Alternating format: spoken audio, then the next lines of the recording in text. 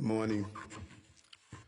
Sometimes it becomes challenging when you spend the evening after scenes of losing our first responders.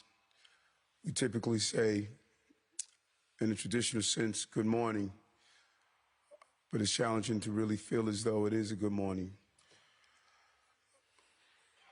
Being at the hospital last night where young Jesse was lying there after losing his life, the entire city mourns for the loss of this firefighter, a young man that dreamed to be a firefighter all his life.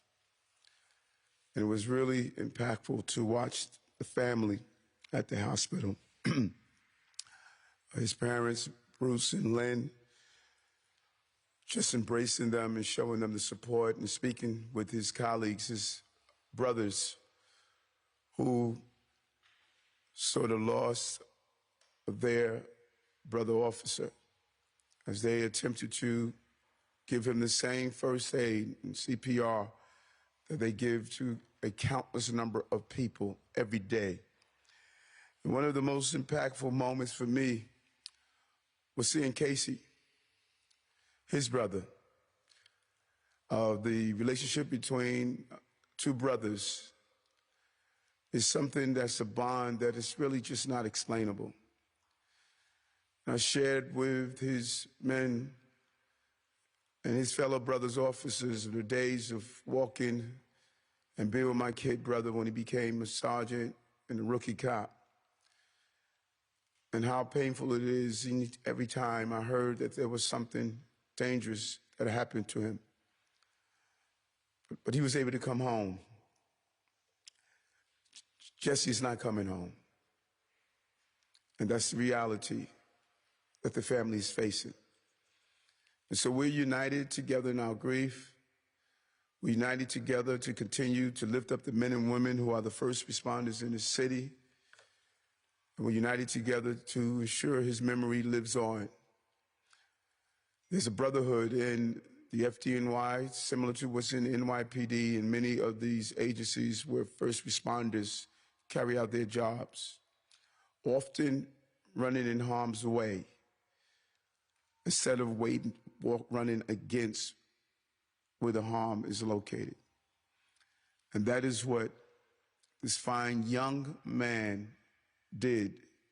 He lived out his dream of being a firefighter. And today he's no longer with us. I'm going to hand it over to Commissioner Kavanagh.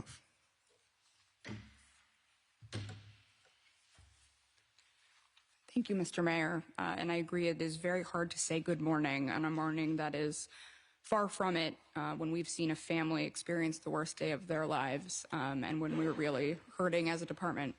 But we're here to talk about firefighter Jesse Gerhard and his tragic loss of life in the line of duty. He was assigned to Ladder 134 in Far Rockaway, Queens, and that's where he was working last night at 11 p.m. when he experienced a sudden medical episode. He was transported to St. John's Episcopal Hospital, where despite the valiant efforts of both our members and the hospital staff, he was pronounced, and the cause is yet to be determined. As the mayor mentioned, Jesse was just 33 years old. He had 7 years on the FDNY as both a firefighter and an EMT, and he is survived by his parents and his brothers. I cannot express enough the extraordinary loss that this is to our department.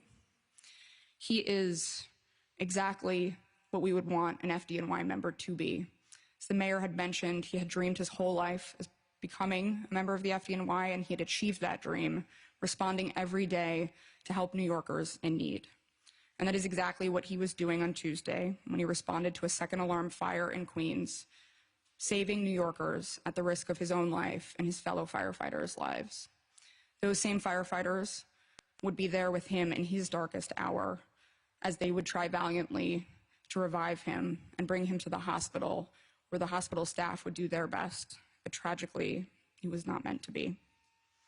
Jesse is the 1,156th member of the FDNY to die in the line of duty, and our prayers are first and foremost with his family, his company, and his brothers and sisters in the FDNY, and the entire department at this time.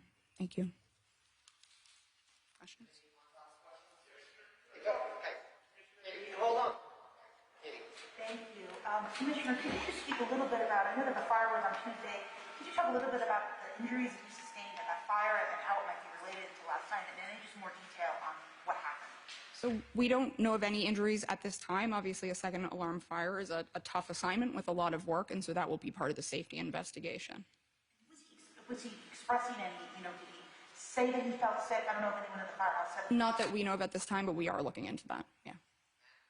Where exactly was he, and what was he doing when he was responding when he had this medical episode? So he was in the firehouse. The other members heard a noise like a collapse and responded to find him unconscious. He was on the first floor or the second floor? Do you know if it's on the first or second floor? No, I don't. Not sure. Talk about what his position is in the fire company, and also just the nature of that fire. What type of building, what was it? Sure. He is the irons man, and I'll let the chief of department describe what that is to you. So, Jesse, for that fire was part of the team that responded to the house, the first ladder company to arrive. He's the member of the team that forces entry if the doors are locked, and the members immediately begin searching for victims within the building. It was a very hot and smoky fire. There was a lot of fire on multiple floors of the building. And it's a very, strenuous position to be in, probably the most strenuous of all the different positions that we do work in. He worked, through the fire. He was relieved. And we really don't know what happened at this time, but we're investigating, all possibilities. We know that we lost a fire officer at his post on duty not long ago, but that wasn't really to a response. Can you talk about how this highlights the occupational risk and exposure? People think that it's just a fire. And can you talk about why this, I guess you guys have this healthy lifestyle thing, and make those connections so that people who might want to think about being a firefighter would understand what's really involved in the commitment it is to your health? So, yes, being a firefighter is a very physical, challenging job. We encourage, physical fitness for all of our members. The department has a required annual medical examination for each member of the department, and it's very thorough. They go over, all of your blood work, your lungs, your heart, just to make to see if you can be a full-duty firefighter.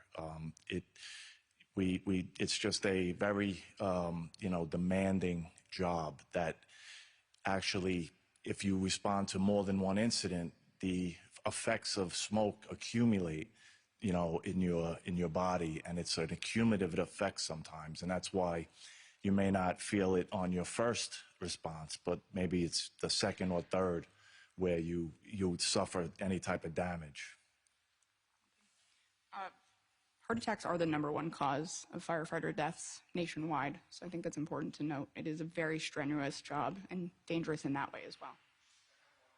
Yeah, just a little bit more about the firefighter. Does he come from a family of firefighters? And you said he was an EMT beforehand? He was an EMT for 3 years before he became a firefighter. He does not come from a family of firefighters, but he was passionate about it at a very young age. He was a volunteer firefighter.